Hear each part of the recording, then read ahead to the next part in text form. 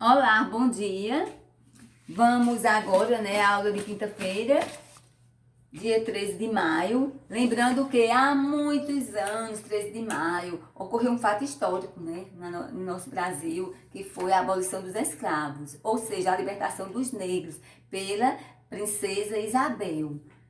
Aí vamos aqui observar. Olha, veja. Existem, muitas profissões. Então, aqui já passou, o 1º de maio, que nós estamos no mês de maio, mês 5. Então, o 1º de maio é considerado o Dia do Trabalhador. Existem muitas profissões. Eu escolhi esse caça-palavras. Você vai observar aqui, essas profissões que existem. Vocês são muito inteligentes, vão perceber, bombeiro, enfermeira, e sucessivamente. Você vai observar cada um com carinho. Aí tenta descobrir aqui nesse caça-profissões. Também eu coloquei essa cruzada das profissões, já que estamos falando em profissões. Aí você vai observar, o pedreiro aqui, observe com muito carinho cada um e também vai encaixar de acordo com as setas, entendeu? Você vai ver quem é esse profissional, aí começa, escreve, até chegar aqui.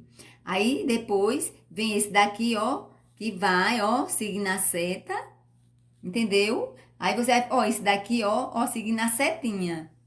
Porque esse daqui já é este, Você tem que observar a seta para seguir o nome do profissional e descobrir que isso é um desafio. Aí aqui, vamos lá, para concluir nossa aula de hoje. Você, como eu falei anteriormente, da abolição, 13 de maio, a abolição da escravatura. Liberdade para todos os povos. Aí veja, a escravidão no Brasil é marcada principalmente pelo uso de escravos vindo do continente africano. Os portugueses trouxeram muitos negros da África para trabalhar como escravos. Porque a nossa primeira mão de obra no Brasil, temos que lembrar que foi os índios, que os brancos, os portugueses, escravizaram eles. E a segunda mão de obra foi os escravos, que foram substituídos pela mão de obra indígena. Então, eles eram vendidos como mercadorias aos donos das fazendas. Os escravos trabalhavam muito e eram castigados. Muitos fugiam e passavam a viver em quilombos, que quilombos era povoado no meio do mato, da mata, não é isto? Onde eram livres. O mais famoso quilombo foi o Quilombo dos Palmares, que era liderado por Zumbi e ficava no estado da Alagoas. Maceió, muita gente conhece. É a capital. Então, alguns brasileiros iniciaram sua campanha para que os escravos fossem libertados. Eram chamados de abolicionistas. Existe, por exemplo, meu poeta preferido é Castro Alves. Ele é um dos pioneiros. Ele é um abolicionista. Aí, veja, ele lutou muito por a liberdade dos escravos. Muitas poesias, poemas escreveu sobre eles.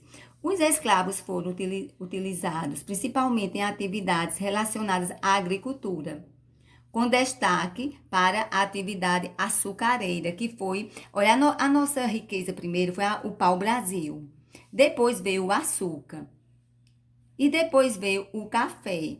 E após isso também tivemos a mineração em Minas Gerais, muitos minérios, ouro, sendo assim essenciais para a manutenção da economia do país. Alguns deles desempenhavam também vários tipos de serviço doméstico ou urbanos. A escravidão só foi oficialmente abolida no Brasil com a assinatura da Lei Áurea, que foi justamente o dia de hoje, 13 de maio. Agora o ano foi 1888. No dia 13 de maio de 1888, a princesa Isabel assinou a Lei Áurea, extinguindo a escravidão no Brasil. Os escravos, por fim, conseguiram suas cartas de alforria, ou seja, cartas de libertação, serem livres. A abolição da escravatura não aconteceu no dia para a noite. Houve muitas batalhas, muitas mortes, muito sangue derramado. Vários movimentos antecederam a data. 3 anos antes, em 1985. Foi aprovada a lei dos sexagenários. Essa lei era para os escravos que completariam 60 anos, eles já eram libertos. Esta era uma forma de ir gradualmente extinguindo com a escravidão. Você também deve ter ouvido falar da lei do ventre livre. Essa lei do ventre livre era os filhos nascidos depois do dia 28 de setembro de 1871 dos negros. Após completarem 8 anos, poderiam ser libertos, caso o proprietário concordasse, é claro.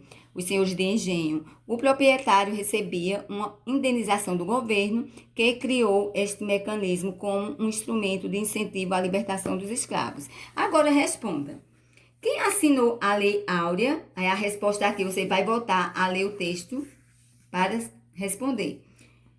Em que dia, mês e ano foi extinguido a escravidão no Brasil? Volta a ler o texto que você vai observar e vai escrever a data. Pronto, terminamos nossa aula de hoje e até amanhã, sexta-feira.